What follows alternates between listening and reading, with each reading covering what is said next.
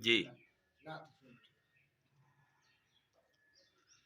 मुँह ते बि मेहरबानी, मुँह ते बि मेहरबानी, सॾ खां सिवा करे वञे, सॾ खां सिवा करे वञे। माला इलाज आहियां, माला इलाज आहियां, मुंहिंजी दवा करे वञे, मुंहिंजी दवा करे वञे। आया तबीब काफ़ी, पर पोइ मिली न माफ़ी। हो आया तबीब काफ़ी, पर पोइ मिली न माफ़ी।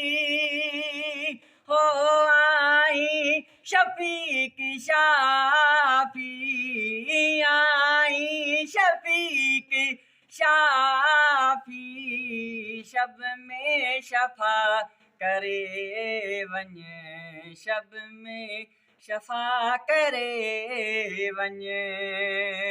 माला इलाज आहियां, मुंहिंजी दवा करे वञे, मुंहिंजी दवा करे वञे। संग दर्द तो संदो आहियां, तुंहिंजी सना कंदो आहियां। हो मां बेवफ़ा बंदो आहियां, मां बेवफ़ा बंदो आहियां, तू ही वफ़ा करे वञे, तू ही वफ़ा करे वञे। माला इलाज आहियां, मुंहिंजी दवा करे वञे, ओ मुंहिंजी दवा करे वञे। तमामु ज़बरदस्त, सुभान अल्लाह। दोस्तों असीं तव्हांखे आगाह था कयूं त अहमद अली जिसकाणी साहब टंडे मोहम्मद ख़ान जो यस सां गॾु आहे।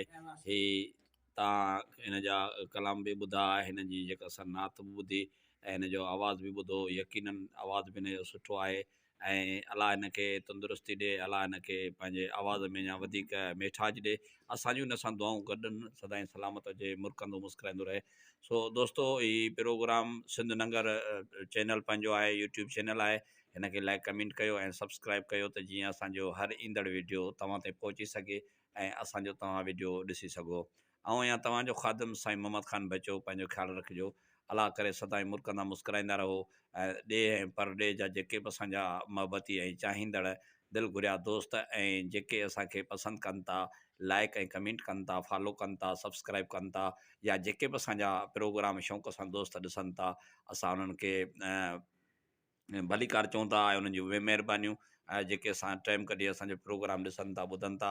दोस्तो असांजी तव्हां पंहिंजो हौसला अफ़ज़ाई कंदो त इनशाला आईंदे बि जेको सो असां तव्हांखे सुठा सुठा आवाज़, सुठा सुठा चहिरा ऐं सुठियूं सुठियूं मालूमात ऐं सुठियूं सुठियूं दिलचस्प ॻाल्हियूं तव्हां ते असां शेयर कंदासीं।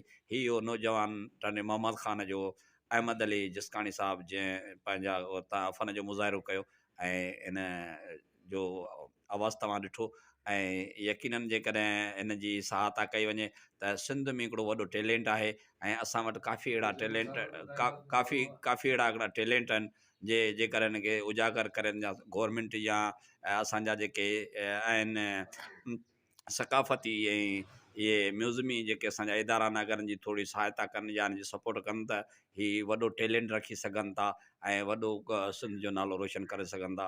अस्सलाम वालेकुम, पंहिंजो ख़्यालु रखंदा, साथ सलामत, झूलेलाल।